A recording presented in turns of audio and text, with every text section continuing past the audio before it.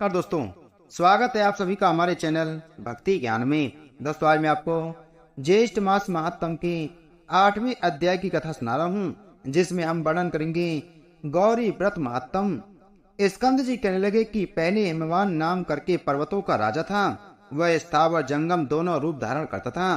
बड़े सुंदर अंग वाली उसकी स्त्री का नाम मेनका था। हिमवान सब सिद्धियों से युक्त होने पर भी संतानहीन होने के कारण अत्यंत दुखी था और संतान के लिए बहुत से व्रत व दानों को भी किया, परंतु संतान न हुई। एक दिन उस राजा ने मेनका को बुलाकर कहा कि धिक्कार है, और ऐसा कहकर बारंबार प्रलाप करने लगा।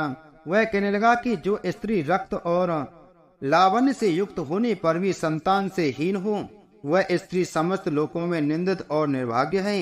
हे सुचिस्मते, तुमको देखकर सदा मुझे अधिक समय तक संताप होता है, इसलिए अब मैं तुम्हारा कभी मुख नहीं देखूंगा। वेदवान पशुओं के समान तुम अपने प्राणों को कैसे धारण करती हो?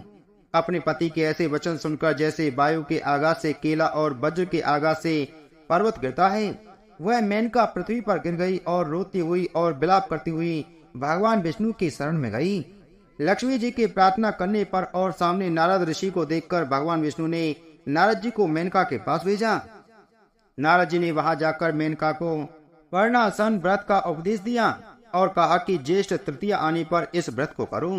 उपदेश पाने पर मेनका ऐसी पर्वत गुफा, जिसको मनुष्य ने कभी नहीं देखा था, जो कि सिंह और व्याघ्रों से युक्त है, वह पतिव्रता वहां जाकर स्थानु के समान नियम में स्थित हो गई तथा भोजन, निद्रा और अन्य किसी भी कर्म को न करके सब कर्मों को त्याग दिया।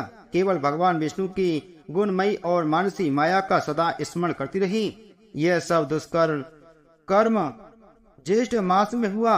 अनायास ऐसे कठिन व्रत के हो जाने पर उस व्रत के पुण्य प्रभाव से जगन्मयी माया प्रकट हो गई। उस माया को देखकर मेनका ने परम भक्ति से उनकी स्तुति की। तब माया ने मेनका को वर मांगने के लिए कहा, तुम्हारे इस मासोपवास व्रत से मैं अति प्रसन्न हुई। तुम्हारी भक्ति के वशीभूत होकर मैं तुमको जो वस्तु नहीं देने लायक होगी वह भी दूंगी।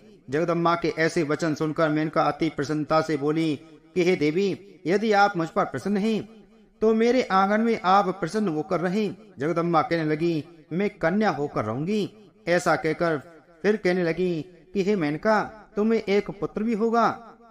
मैं तुमसे एक हित की बात कहती हूँ, सो तुम मेरी आज्ञा से करो। तुमको अनायासी इस ज्येष्ठ मास के मासोपवास व्रत का फल मिल गया है।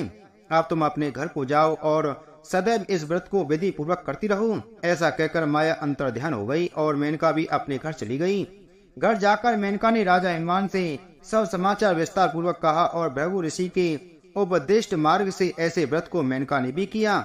इस समाचार को सुनकर हिमवान बड़ी प्रसन्नता और हर्ष के साथ दोनों हाथों से मेनका को आलिंगन कर अपनी गोद में बिठाकर समझाने लगा। उसके पश्चात कुछ काल व्यतीत होने पर मेनका गर्भवती हुई और वशिष्ठ ऋषि ने आकर मेनका का पुंसवर्ण संस्कार कराया। स्कंद जी कहते हैं कि हिमाचल के समान मनुष्य पृथ्वी पर अति दुर्लभ होते हैं, जिसके घर में स्वयं जगदम्बा प्रकट हुई हो और उमा, गौरी और पार्वती के नाम से विख्यात हुई।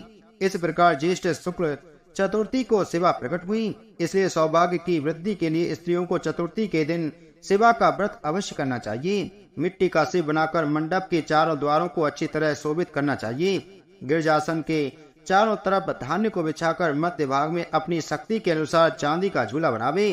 उमा की सोने की प्रतिमा बनाकर सुंदर झूले में स्थापित करे तथा श्रद्धा अनुसार भक्ति से विधिवत उनका पूजन करे तथा सुहागिनी ब्राह्मणियों का पूजन करे और कन्याओं को भोजन करावे तथा अनेक सौभाग्य द्रव्यमाला और चंदन से पूजन करे।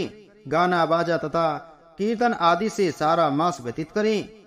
नित्य अभिष्यान का भोजन करे और यत्न पूर्वक नित्य कथा सुने। तत्पश्चात फल समाप्ति के लिए उद्यापन करे और गौरी विनिमयम इस मंत्र से खीर का हवन करे। समस्त कार्य करते समय दूध देने वाली गौ का दान करे। यह स्त्रियों के लिए सौभाग्यदायक गौरी व्रत प्रसिद्ध है। जो स्त्री मोबस चतुर्थी को भोजन करती है, वह जन्म जन्मांतर में दुर्भगा होती है। उस दिन से इस व्रत की जगतीतल में उमा जयंती नाम से प्रसिद्ध हुई। मेनका ने पुत्र संतान के निमित्त फिर इस व्रत को किया और इसके प्रभाव से महान तेजस्वी पुत्र उत्पन्न हुआ। वह मेनाक नाम से दूसरा हिमाचल कहा जाता है। इति श्री ज्येष्ठ मास महात्म गौरी व्रत महात्म वर्णन अष्टम अध्याय संपूर्ण। बोलो ज्येष्ठ मास महात्म की जय। बोलो विष्णु भगवान की जय।